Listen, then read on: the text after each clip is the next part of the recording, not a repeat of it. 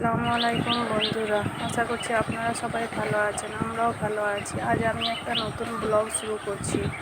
প্রথমে কড়াইতে তেল দিয়ে আমি পেঁয়াজটা দিয়ে দিচ্ছি। পেঁয়াজটা আমি ভেজে নেব। পেঁয়াজটা দিয়ে পেঁয়াজটা ভালোভাবে তেলের মধ্যে ভেজে নেব বাদামি রং আসা পর্যন্ত। দেখুন আমার পেঁয়াজটা আস্তে আস্তে বাদামি রং আসতে শুরু করেছে। বাদামি রং হয়ে গেলে পেঁয়াজটাকে আমি এবার নামিয়ে নেব। দেখুন আমার পেঁয়াজটা বাদামি রং হয়ে এসেছে। এবার আমি পেঁয়াজটাকে এই তেল থেকে আস্তে আস্তে তুলে নেব।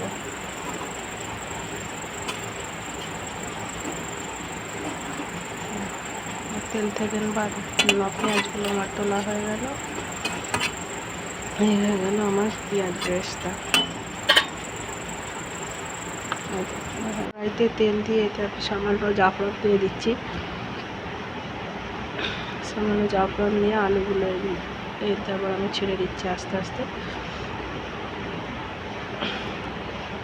গ্যাসটা জ্বালিয়ে দিয়ে এবার আলুগুলো নাড়াচাড়া করে নেব তেলের মধ্যে, জাফরানের মধ্যে, যাতে আলুর গায়ে কালারটা একটু ভালোভাবে জাফরানের লেগে যায়।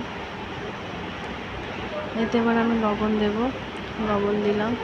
লবণ দিয়ে এটাকে আমি ভালোভাবে নাড়াচাড়া করব। গ্যাসটা একটু আস্তে করে দেব, যাতে আলুটা ভিতর থেকে সিদ্ধও হয়ে যায় আর আলুটার কালারটা একটু ভালোও আসে।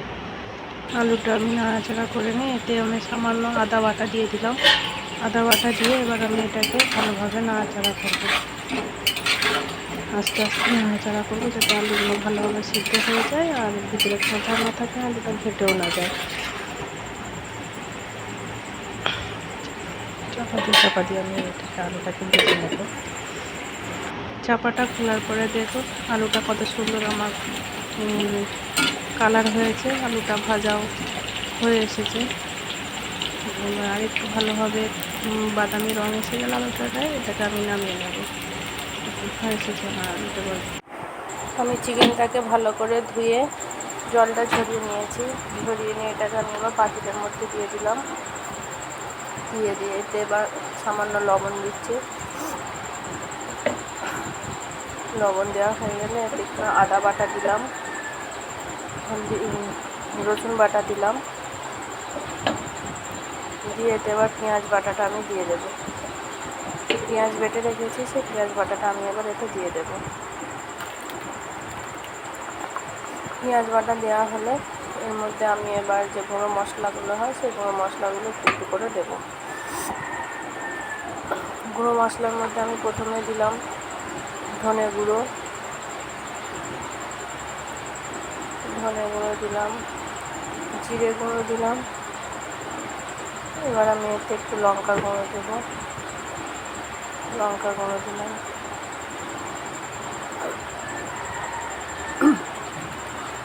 গরম মশলা গুঁড়ো দেবো একটু। গরম মশলা গুঁড়ো একটু দিচ্ছি। গরম মশলা গুঁড়ো দেওয়া হলে এতে আমি একটু কাশ্মীরি লঙ্কা দেবো। কাশ্মীরি লঙ্কা গুঁড়ো দেবো। এটা শুধু কালার হওয়ার জন্য, তো কালারটা একটু সুন্দর লাগবে, তার জন্য কাশ্মীরি গুঁড়ো লঙ্কা একটু সামান্য দিলাম। দিয়ে এবার একটু আমি সামান্য তেল দেবো, সরিষার তেল সামান্য দেবো। দিয়ে এটাকে আমি ভালো করে একটু হাতে করে মাখিয়ে নেব। ভালো করে হাতে করে মাখিয়ে নিচ্ছি। মাখিয়ে নেওয়া হলে এটাকে আমি এবার মিনিট 5-10 রেস্টে রাখবো, যাতে এই যে গুঁড়ো মশলাগুলো যে সব দিলাম সেগুলো যাতে মাছের মধ্যে একটু ভালো করে ঢুকে যায়।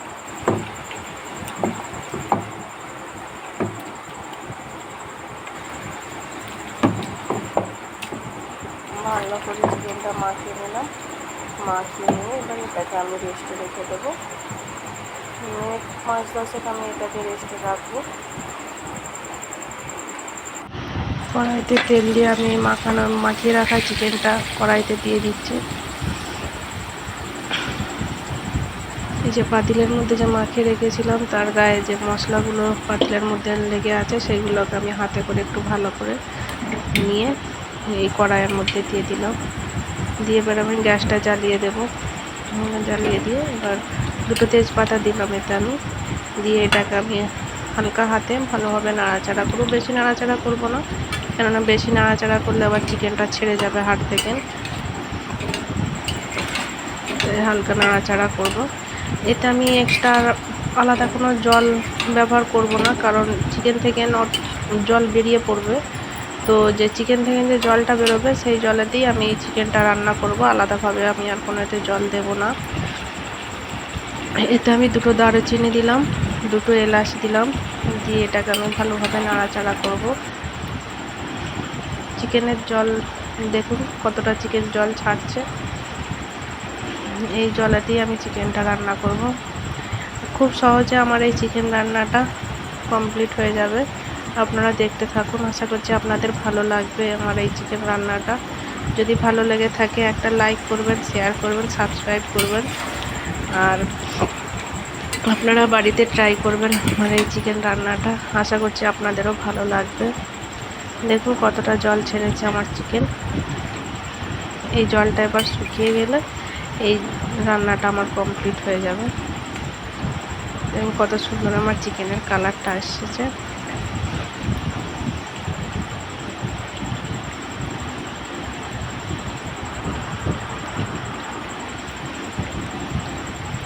এই জলটা শুকিয়ে আসলে,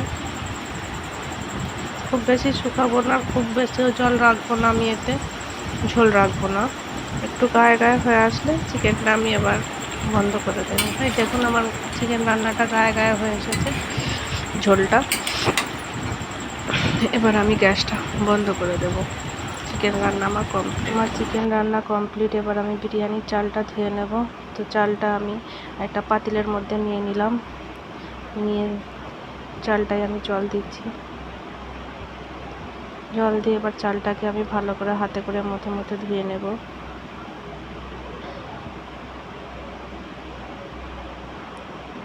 ভালো করে হাতে করে মুছবো। চালের মধ্যে যে সাদা পাউডার থাকে সেটার জন্য দেখুন জলটা কেমন আমার সাদা হয়ে গেল, নোংরা হয়ে গেল।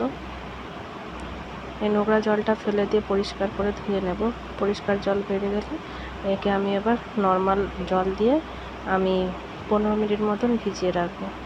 এবার দেখুন চালটা আমার পরিষ্কার হয়ে গেছে। এবার আমি একে 15 মিনিটের জন্য ভিজিয়ে রাখছি, জল দিয়ে ভিজিয়ে রাখছি। এবার একটা পাতিলে আমি হাঁড়িতে আমি জল দিয়ে রেখেছি। জলে আমি গোটা গরম মশলা, 2টো তেজপাতা দিলাম, দিয়ে জলে আমি লবণ দেব। আমি লবণ দিচ্ছি পরিমাণ মতন, আপনারা আপনাদের আন্দাজ মতন দেবেন। লবণ দিলাম। এতে এবার তেল দেব, সামান্য তেল দেব। তেলটা দিলে ভাতটা যে হবে ভাতটা জড়াবে না, ভাতটা একটা একটা থাকবে, ভাতে ভাতে জড়াবে না। আর পাতিলেবুটা নিচড়ে দিচ্ছি, পাতিলেবুর রসটা দিচ্ছি।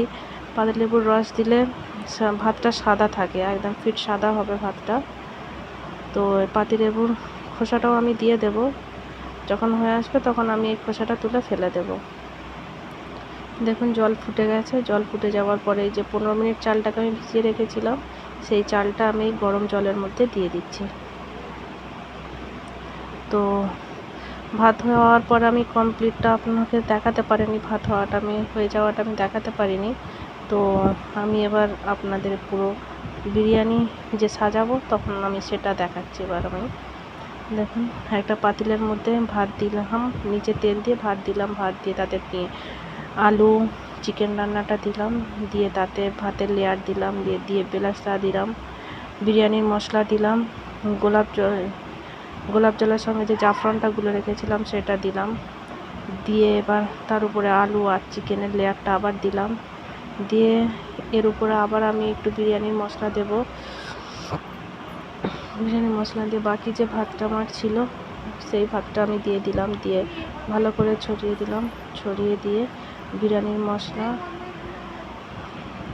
বেরেস্তা দিলাম, দিয়ে তার উপরে জাফরানটা দিয়ে দিচ্ছি। জাফরানটা দেওয়া হয়ে গেলে আমি এর উপরে এবার মিঠা আতর দিয়ে দিচ্ছি। মিঠা আতর দিয়ে তারপর একটু ঘি দিয়ে দিচ্ছি। ঘি দেওয়া হয়ে গেলে ভাতটাকে আমি দমে দিলাম। দমে দেওয়ার পরে দেখুন আমার ভাতটা কমপ্লিট হয়ে গেছে। এই দেখুন আমার ভাতের কমপ্লিট লুক। যে দেখুন ভাতটা আমার কীরকম সাদা হয়েছে, ভাতটা ভেঙে যায়নি, গোটা গোটা আছে, একটা একটা আছে, জড়ায়নি।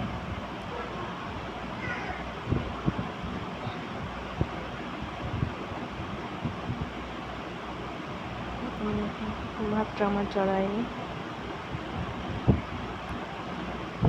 এখানে পেঁয়াজ, গাজর, শসা দিয়ে ভাতটা আমি একটু সাজিয়ে দিলাম। আপনাদের যদি টমেটো দিয়ে আপনাদের যদি ভালো লেগে থাকে প্লিজ একটা লাইক করবেন, শেয়ার করবেন, কমেন্ট করবেন, আর আমার পেজটা সাবস্ক্রাইব করবেন। আমার এই সিম্পল বিরিয়ানি রান্না যদি আপনাদের ভালো লেগে থাকে আপনারা বাড়িতে বানাবেন, দেখবেন খুব ভালো লাগবে। খুব সহজে তৈরি হয়ে যায় এই বিরিয়ানি। এই দেখুন আমার বিরিয়ানির ফাইনাল লুক।